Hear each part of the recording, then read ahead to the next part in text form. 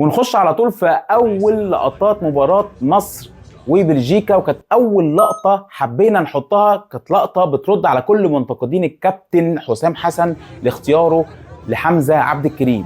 ادي اهو زي ما انتم شايفين جماهير مش مصريه بتنادي على الكابتن حمزه باسمه، الناس عارفه اسمه هو عادي، ويعني هيموتوا عشان خاطر ياخدوا بس امضى منه.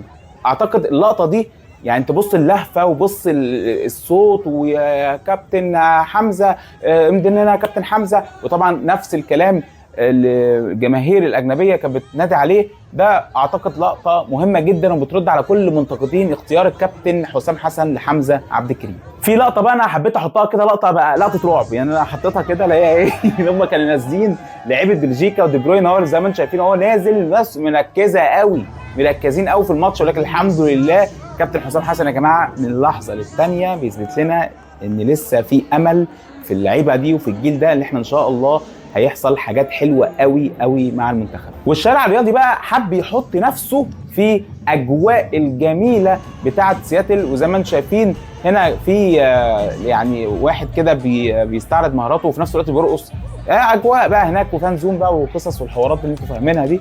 وفي كمان بقى ايه هنا كان في مراسلين معانا للشارع الرياضي في سياتل، دول مصريين على فكره مش اجانب، يعني دول مصريين، وكانت اجواء حلوه وجميله هناك في سياتل ما قبل مباراه مصر وبلجيكا. ومن ارض الملعب بقى هتلاقي في ده الحضور بتاع الجمهور المصري، الجمهور المصري العظيم اللي موجود في كل مكان. على فكره الماتش كان كومبليت، يعني ما كانش فيه كرسي فاضي، لكن اللقطات دي كانت موجوده قبل الماتش بساعات كتيره جدا، كان الجمهور كان بيحضروا نفسهم، وكان برضو في تحس كان في ثقه كده من الجمهور المصري. ونخش بقى في لقطه حسام حسن والفار. اللقطه دي كانت عشان خاطر اللقطه بتاعه ضربه الجزاء، فين الفار؟ ويعني زيزو، يعني المفروض اللقطه بتاعه زيزو دي ضربه جزاء، وفي ناس تانية قالت لا مش ضربه جزاء لان الاحتجاز كان من بره الصندوق او من بره ضربه الجزاء. وبرضه تحس بقى في قلق كده، يعني حسام حسن عامل قلق مع الحكم الرابع، فبيقول له ارجع مكانك وحاول ما تطلعش من الزوم بتاعتك. وهنا بقى اللقطه بقى كانت لوكاكو وصلاح كانوا بيتكلموا مع بعض. انا حسيت كده اول ما شفت الكلام اللي هو لوكاكو زي ما يكون بيقول له ايه، يعني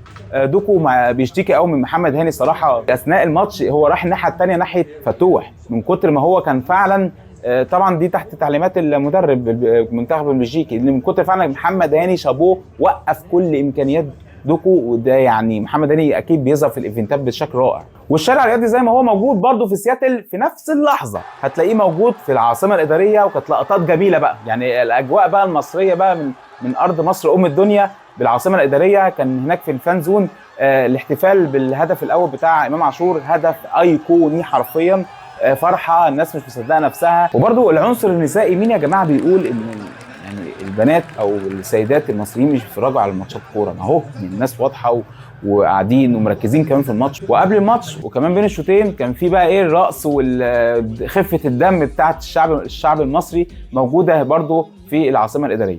وما بين سياتل في امريكا لحد العاصمه الاداريه في ارض مصر ام الدنيا، الشارع الرياضي كان موجود هنا وهنا. واستنونا في الفيديوهات الجايه ولقطات حصريه مع الشارع الرياضي و أراك ضاحكا.